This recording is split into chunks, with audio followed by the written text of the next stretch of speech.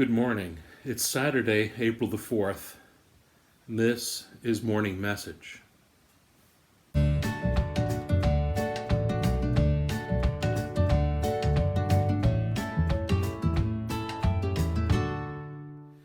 Good morning.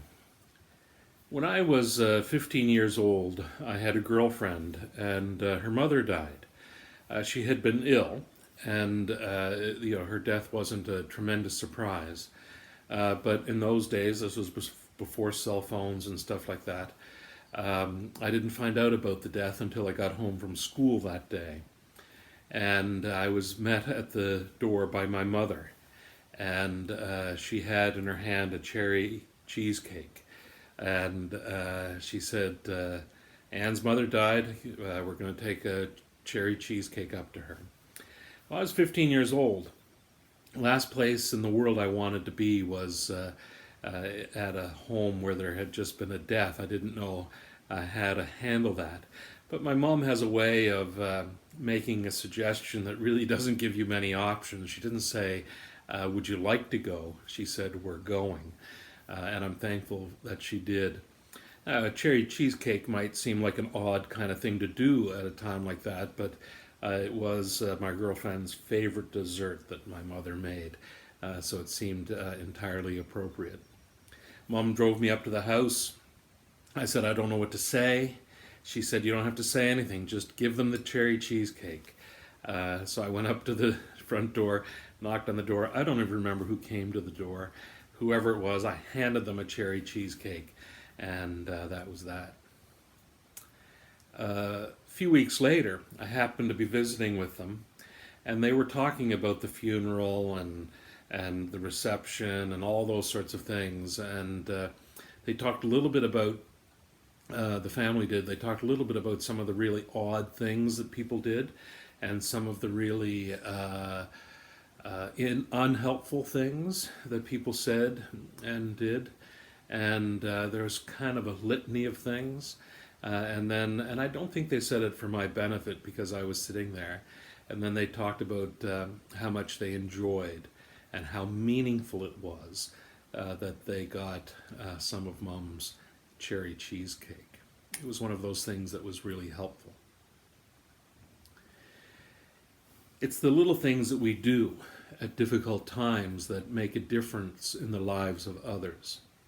The world is suffering a pandemic right now, and it's difficult. It's difficult on all of us. We are experiencing a lot of different emotions, and for reasons that we simply weren't prepared for. And that's why it becomes important for us to do those simple things for one another.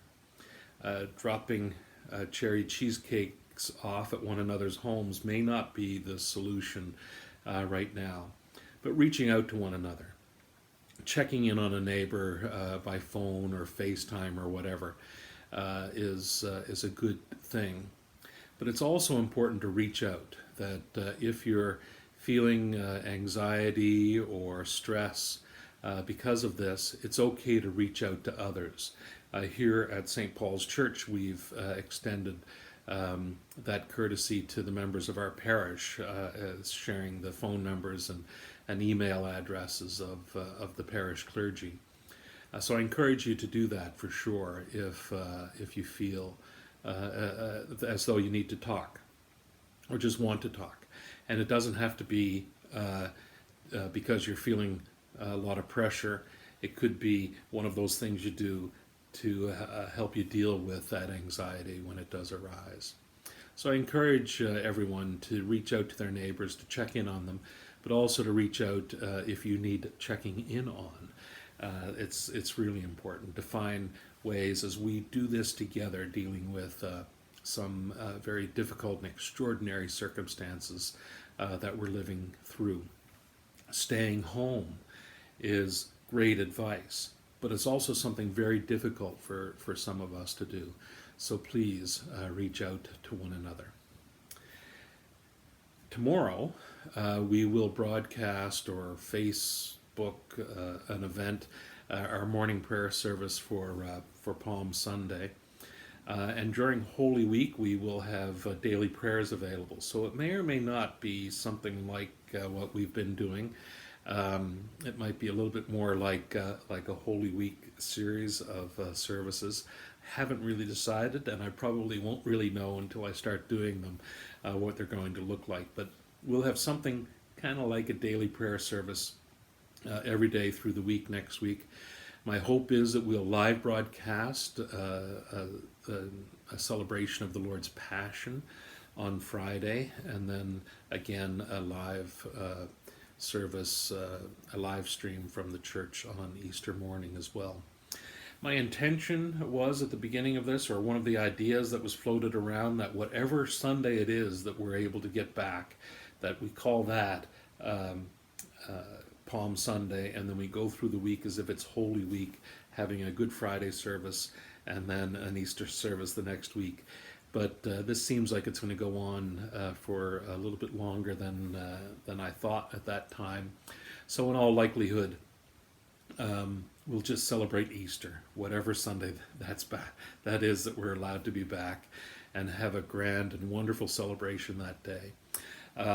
Some people have suggested that we just keep extending Lent until that time that we're back. But Sunday, as weird as it is, it's going to be Palm Sunday, and it's going to be Holy Week.